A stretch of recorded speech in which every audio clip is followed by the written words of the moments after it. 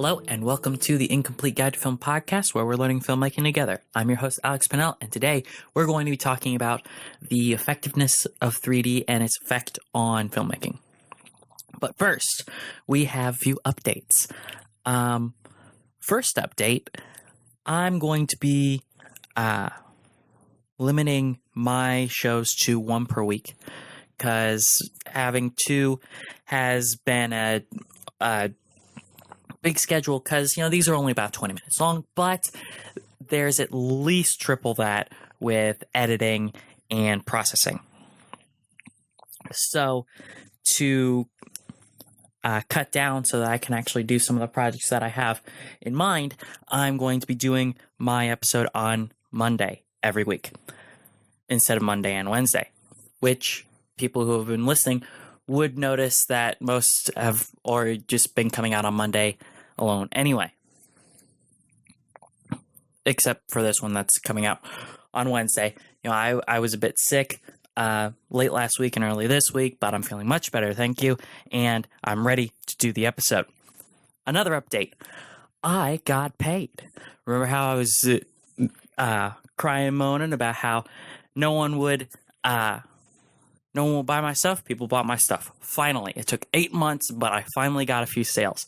On ArtBeats, I got a couple stock shots sold. So I am now a professional stock videographer. And on Video Blocks, I sold a After Effects template that I created, which makes me a professional graphic designer. So I'm very happy.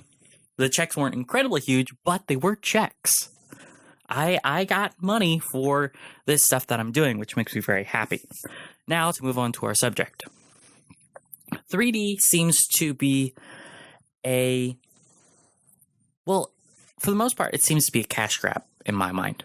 It's an extra $5 on a ticket, and every big blockbuster says, see it in 3D. Most of the time, I don't see it in 3D. Because 3D, in my mind, doesn't change that much. I saw the Pixar movie Up in 3D when it came out. And, it was like watching the movie through a Viewmaster. I actually enjoyed watching it later on home video, DVD or whatever, in 2D more than I did in 3D. Because 3D, I was always getting distracted on how the flat character that's supposed to be 3D is coming off the backdrop. So it was distracting for me, and it kind of detracted from what's a very great movie. So is 3D worthwhile? Because there's movies that use 3D. There was there's several 3D movies, and they usually pull 3D into franchises they think are kind of stagnating. The third Friday the 13th movie has 3D, and they play with it a bit, and it's a 3D movie. The sixth Nightmare on Elm Street has a 3D element as well, and then the last Saw movie had one as well. But then they also do it for kids' movies. There was Spy Kids 3D. And Journey to the Center of the Earth also was, shot for 3D.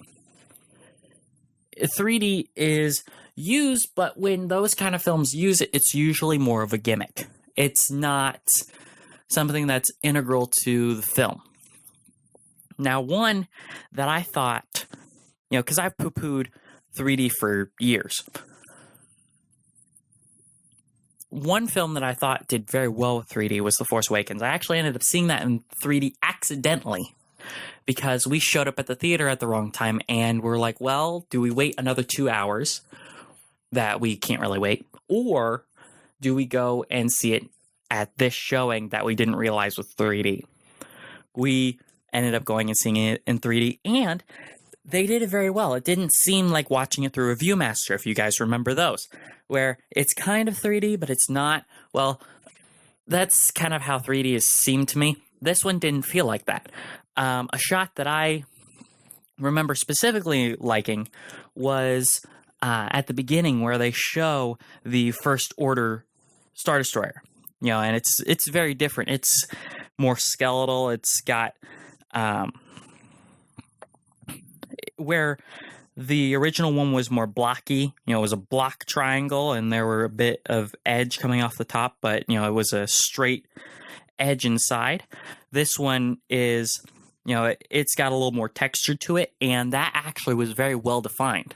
I think if I remember correctly, there's a hole that you can look straight through, and it felt like that it helped with immersion. And I think that's where 3D helps, where it's very subtle and it helps with immersion. The last movie that I enjoyed watching in 3D was Avatar, before The Force Awakens. And I think that for that movie, it was very useful. So how can we use 3D? Well, I decided to do this episode because I've been watching a lot of stuff about movies that are coming out this summer, and Marvel is making a huge deal out of their 3D. They've got 2 movies coming out this year, as they do every year. Civil War, which is coming out on May 6th, and in November, we're getting Doctor Strange, which just got a trailer, and it looks amazing. The interview that I was watching, they were talking about how they're integrating 3D into how they're shooting the film. And they're shooting for 3D, but I think they're doing it a little more subtly. I think I'm actually going to see Doctor Strange in 3D because I think that, with all the special effects and the magic and everything else, it's all going to... I think it's going to use 3D very effectively. Disney has usually had a good career with 3D. If you guys have ever been to like Walt Disney World or something, I was there when I was younger, and they had a couple rides that were 3D, and they did very well with it. And I've never really found how they can have it be such a great thing in those little 3D shows. But then on a movie, it seems to be slapped together, and it's just, they put the movie through a Viewmaster, basically. What's the detach here? What's the issue with getting the 3D to look right? And I think the problem is a lot of times 3D is slapped onto the end as an afterthought to boost the price of ticket sales. Because if you go see it in 3D or you go see it in IMAX 3D like they suggest, you're paying for IMAX, which is usually another $5, $10, and 3D is an additional, $2 to $5 or something like that. So you're probably paying another $15 for that ticket, which is another $15 in their pocket. So, the theaters like it and the studios like it, and it's all great. But I think we as an audience kind of lose out when it comes to 3D because they could do some wonderful things, and I'm hoping that they do in the future. But it's underutilized. It's slapped on there, so it is in 3D, but it's underutilized. And especially with our world of CGI, 3D can be used very well because that CGI can actually be 3-dimensional. And, 3D has the potential to actually change the cinematic experience if they put enough effort into it and if they do it right. Now, usually I end off the show with, how can we do our... How can we work 3D into our filmmaking, and how can we make our films for 3D? But I think for independent filmmaking, at least, it doesn't really apply. If you're planning to do studio filmmaking, here's what I would suggest. Plan your shots so that so that 3D would feel immersive. You know, I think that long tracking shots in 3D would look amazing. You know, especially with the rise of VR, you know, we might eventually get VR theaters where, you know, you'll be able to look around. So those tracking shots will look even greater. You know, even greater, wow. Even better, even more wonderful. And, you know, I would say as a fan, you know, don't just slap 3D on the end. Have 3D mean something if you're going to do something in 3D for anyone who's aspiring to do studio stuff. I don't think that indie stuff will ever really be released in 3D.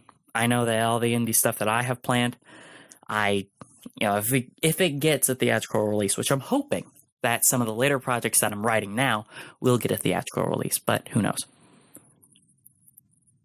I don't think that any indie project is really going to have either the budget or the availability of 3D, barring someone who does, you know, VR stuff on the fly, you know, in their own in-house, you know, in their own little indie production studio. Something maybe even akin to Hardcore Henry, which just came out. That's, you know, from the first person. I think that would be really interesting. So that's it for the show today. Good day and good filmmaking.